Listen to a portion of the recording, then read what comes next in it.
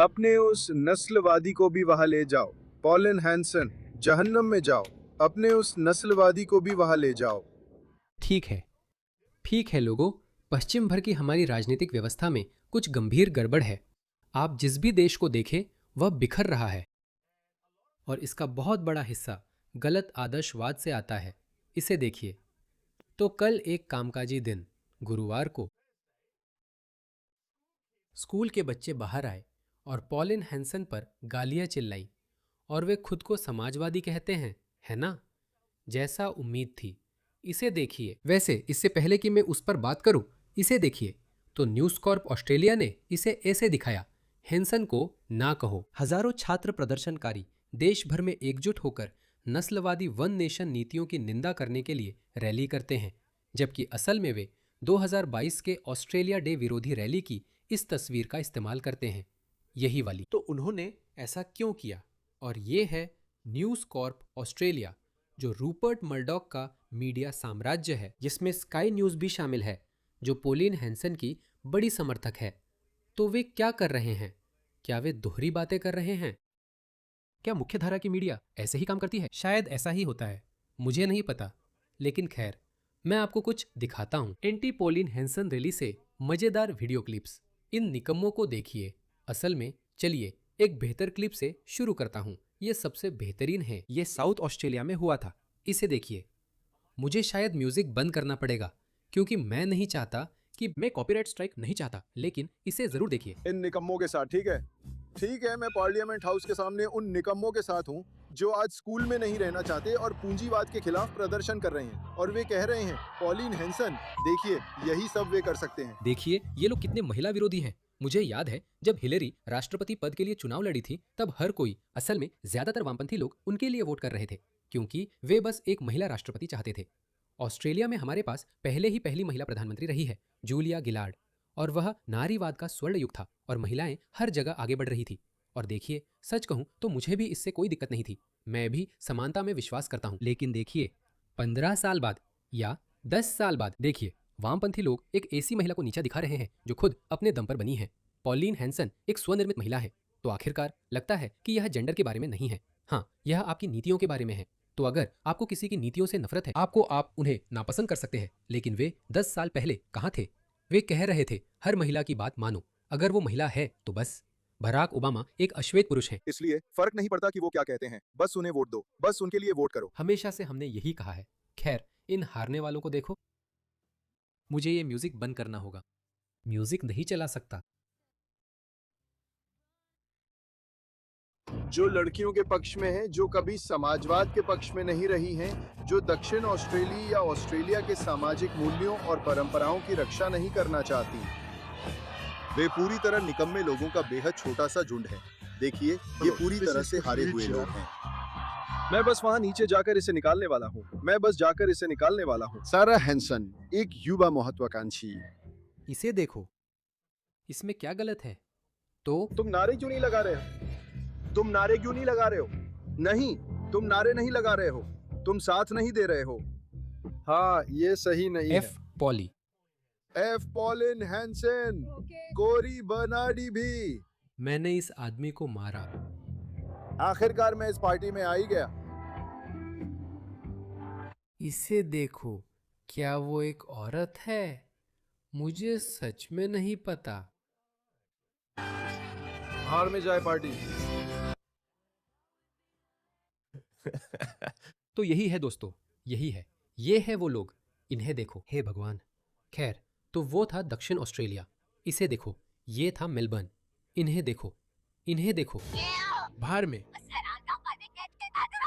मैं छात्रों के पॉलिन हैंसन के खिलाफ विरोध प्रदर्शन में हूँ। चलिए सुनते हैं कि वे क्या कहना चाहते हैं। दोस्तों, अगर पॉलिन हैंसन यहाँ होती और बदमाशी कर रही होती तो आप लोग क्या करते? मैं नहीं हूँ। मैं सच में एक छात्र की तरह करना चाहूंगा।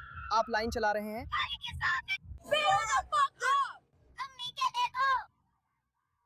ये सारा गुस्सा कहाँ से आ रहा है?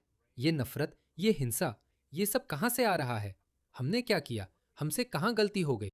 हमें पता है कि हमसे कहाँ गलती हुई। इस वीडियो को देखो। मुझे याद है एक प्रोफेसर थे जो कह रहे थे, आप जानते हैं, हमास एक प्रगतिशील आंदोलन या संगठन है। इसे देखो। हाँ, हमास और हिजबुल्लाह को सामाजिक आंदोलनों के रूप में समझना जो प्रगतिशील हैं, जो वामपंथी हैं। हमास और हिजबुल्लाह का हिस्सा बनने वाले लोग वामपंथी समाजवादी प्रगतिशील आंदोलन हैं। यही हम अपने बच्चों को बताते आ रहे हैं। वह आइवी लीग विश्वविद्यालयों में से एक में प्रोफेसर है, लेकिन हमारे शिक्षाविद हमारे बच्चों का इसी तरह ब्रेन वॉश कर रहे हैं।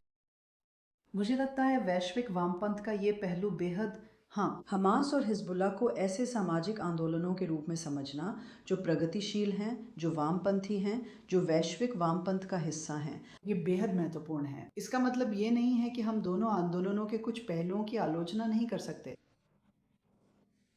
ये हमें जो अहिंसक राजनीति में रुचि रखते हैं, इस सवाल को उठाने से नहीं रोकता कि फिर भी वे अहिंसक राजनीति में विश्वास करते हैं, लेकिन वे सभी हमास और हिजबुल्लाह के साथ जुड़ जाते हैं। हमास और हिजबुल्लाह, तो ये सिर्फ एक दिखावा है। ये सिर्फ इसलिए है ताकि वे मुसीबत में न पड़े। वे कहते हैं कि हम हिंसा से सहमत नहीं हैं, लेकिन वैसे हम अलकायदा के बहुत बड़े प्रशंसक हैं। अलकायदा ने एक अच्छा सवाल उठाया था, अमेरिका मध्य पूर्व में क्या कर रहा है? हाँ, उन्हें वहां अपने बेस नहीं रखने चाहिए। तो हम इस बात से सहमत नहीं हैं कि वे विमानों को इमारतों से टकराएं। हम इससे सहमत नहीं हैं, लेकिन उनकी बात में दम है। यही वजह है कि हमारी अगली पीढ़ी इतनी मंद बुद्धि है। उसे मार डालो। ये एक है। बू बू, मेरा पिछवाड़ा खा लो। जो तुम्हें होना था।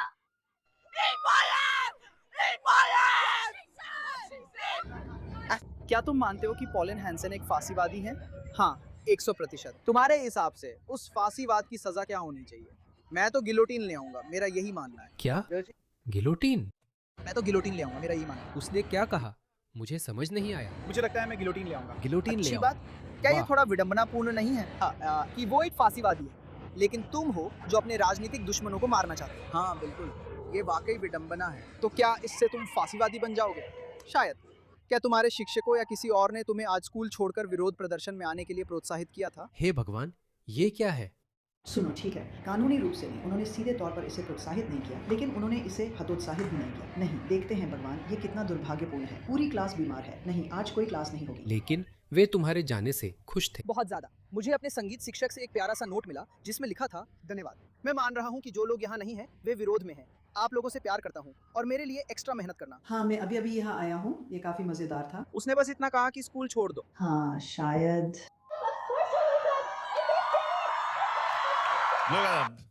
ये 200 निकम्मे बच्चे रंग बिरंगे बालों के साथ ये समाजवादी क्रांति लाने वाले हैं। वैसे दोस्तों, मैं तो सोचता था कि साम्यवाद मर चुका है।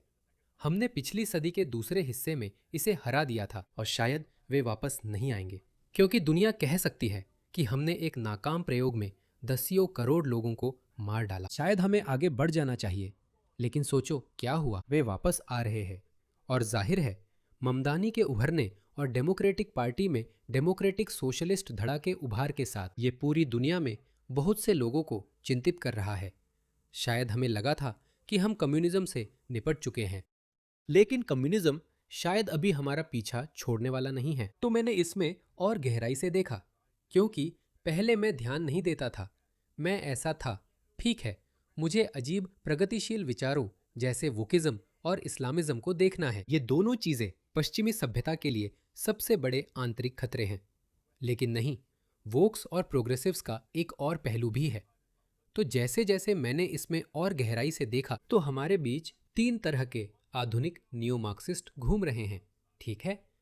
नंबर 1, वे खुद को सोशलिस्ट डेमोक्रेट्स कहते हैं, ठीक है। तो ये उनकी प्रेरणा है कि एक अर्ध सामाजिकवादी और लोकतांत्रिक राज्य बनाया जाए, जहां राज्य लोकतंत्र पर चलता है, लेकिन यह राज्य सार्वजनिक मामलों में भी गहराई से शामिल होता है। उदाहरण के लिए, वे आपको मुफ्त सार्वभौमिक स्वास्थ्य सेवा देते हैं, वे आपको मुफ्त शिक्षा देते हैं, वे पूंजीपतियों को श्रमिक वर्ग का शोषण नहीं करने देते। तो आप जानते हैं, बड़ी नौकरशाही है, लेकिन वे एक सीमा तक ही जाते हैं। वे उत्पादन के साधनों का अधिग्रहण नहीं करते, ठीक है। तो वे समाजवादी लोकतांत्रिक हैं। तो सबसे अच्छा उदाहरण नॉर्वे, स्वीडन उन देशों का होगा। तो वे पूरी तरह समाजवादी नहीं हैं, ठीक है। वे बस बीच में ही रुक जाते हैं। उसके बाद आते हैं लोकतांत्रिक समाजवादी। अब ये है मामदानी और एओसी। वे क्या कहते हैं? वे कहते हैं कि हम लोकतंत्र का इस्तेमाल करके पूरी तरह समाजवाद तक जाएंगे, जहां हमारा अंतिम लक्ष्य उत्पादन के साधनों का अधिग्रहण करना होगा। तो मूल रूप से आप जानते हैं, कोई निजी संपत्ति नहीं होगी। वे काफी हद तक सब कुछ नियंत्रित करते हैं, बड़ी सरकार। लेकिन वे कहते हैं कि हम इसे लोकतांत्रिक तरीके से करेंगे। धीरे धीरे हम एक पूंजीवादी, शोषणकारी पूंजीवादी समाज को बदल देंगे और उसे एक समाजवादी आदर्श समाज में बदल देंगे, जिसका वे हमेशा वादा करते हैं। जाहिर है हम उस पर विश्वास नहीं करते। हमें सच में नहीं लगता कि आप वहां तक पहुंच भी सकते हैं। आपको रास्ते में रुकावटें आएंगी। आप सार्वजनिक कर्ज का क्या करेंगे? आप उसके साथ क्या करने वाले हैं? आप उत्पादन के साधन कैसे हासिल करेंगे? आप क्या करने वाले हैं? क्या आप आम किसानों से खेत छीन लेंगे? ऐसा हो ही नहीं सकता। और वैसे भी यह शांतिपूर्वक तो बिल्कुल नहीं हो सकता। इसलिए लोकतांत्रिक समाजवादी जैसी कोई चीज नहीं है, लेकिन वे इसी पर विश्वास करते हैं। लेकिन इसका एक और पहलू है, सबसे भयानक पहलू, जहां वे खुद को लेनिनवादी मार्क्सवादी कहते हैं। तो वे शुद्ध कम्युनिस्ट हैं। वे पुलिस ब्यूरो को वापस लाना चाहते हैं और वे दिखावा भी नहीं करते। वे कहते हैं कि दरअसल मैं वास्तव में उनसे सहमत हूं। आप एक समाजवादी आदर्श समाज बिना हिंसक कब्जे के नहीं बना सकते, जिसका मतलब है एक हिंसक क्रांति, जैसा कि कार्ल मार्क्स ने कहा था कि आपको करनी ही होगी। तो ये तीनों ताकतें वास्तव में हमारी मुख्य धारा की राजनीति में है। वे मौजूद हैं। उदाहरण के लिए मामदानी खुले तौर पर कहते हैं कि वे एक लोकतांत्रिक समाजवादी हैं, यानी वे आपको बता रहे हैं, मैं एक डेमोक्रेट हूं। मैं हिंसक कब्जे में नहीं पड़ने वाला हूं। मैं हिंसक क्रांति को प्रोत्साहित नहीं करने वाला हूं, लेकिन मैं एक समाजवादी आदर्श समाज की ओर काम कर रहा हूं। आखिरकार हम शोषणकारी पूंजीवाद को समाप्त कर देंगे। तो जैसा कि मैंने कहा, हमें लगा था कि हम साम्यवाद से निपट चुके हैं। शायद हम नहीं निपटे हैं। तो अगले कुछ साल बहुत दिलचस्प होने वाले हैं। और अगर हम सोचते हैं कि वामपंथ का यही एक चेहरा है, जहां हम इन सनकी रंगे हुए बालों वाले, नाक में रिंग पहनने वाले लोगों को देखते हैं, शरणार्थियों का स्वागत है कहने वाले लोग नहीं, लेकिन ये वामपंथ एक और भी बड़ा और खतरनाक रूप लेने वाला है। खैर, अब मैं समेटता हूं। देखिए इसे, देखिए इसे। ठीक है, मैं एक और मजेदार वीडियो के साथ खत्म करता हूं। देखिए इसे। इन्हें देखिए, इन्हें नहाने से क्या दिक्कत है? दफा हो जाओ, माफी। नहीं, तुम नहीं हो। मैंने तो बस गुस्सा और झूठ बोलना ही देखा। दफा हो जाओ, माफी दो। सच में नो माफी। क्या वो लड़की है? उसकी आवाज मर्दों जैसी क्यों है? देखो, आजकल कुछ कहा नहीं जा सकता, खासकर इस भीड़ के साथ। पता ही नहीं चलता कौन कौन है। माफ करना, मेरा मतलब तुम्हारा जेंडर गलत बताना या गलत सर्वनाम इस्तेमाल करना नहीं था। बस पहचान नहीं पा रहा हूँ। तुम्हें अपनी पेशानी पर टैटू करवा लेना चाहिए कि मेरे प्रोनाउंस दे, चूज, देम या जाजी या जो भी है। दफा हो जाओ नाजी लोग। क्या मैं नहीं हूँ? हाँ? दफा हो जाओ।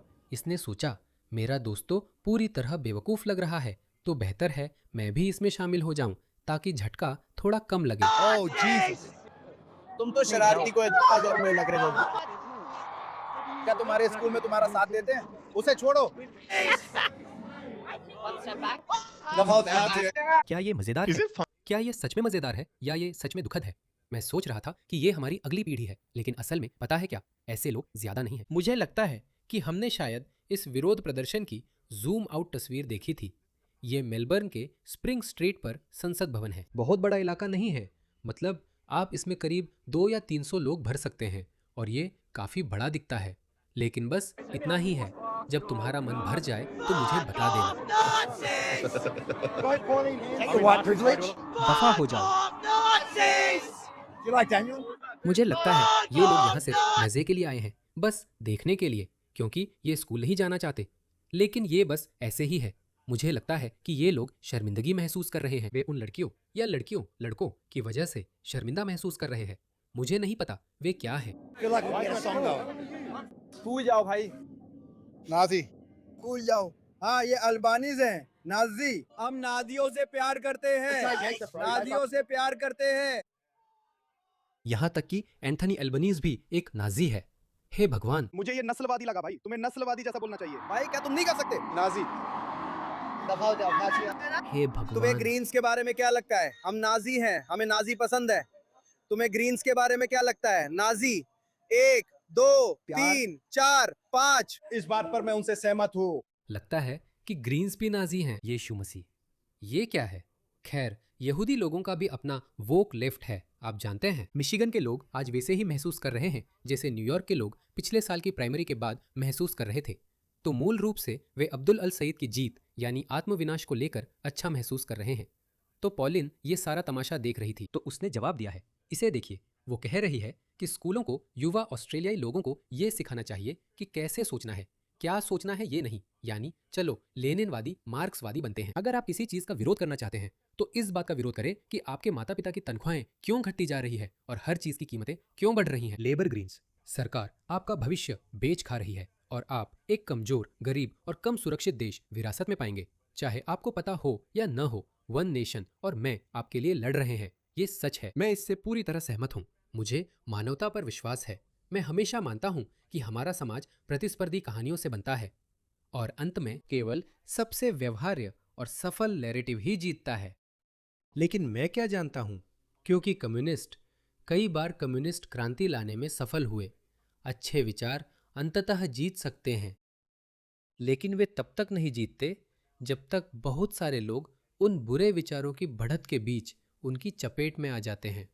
अगर इतिहास को देखा जाए तो हमेशा यही लोग होते हैं क्रांति के पैदल सैनिक। वे ही सबसे पहले गुलाग्स में पहुंच जाते हैं।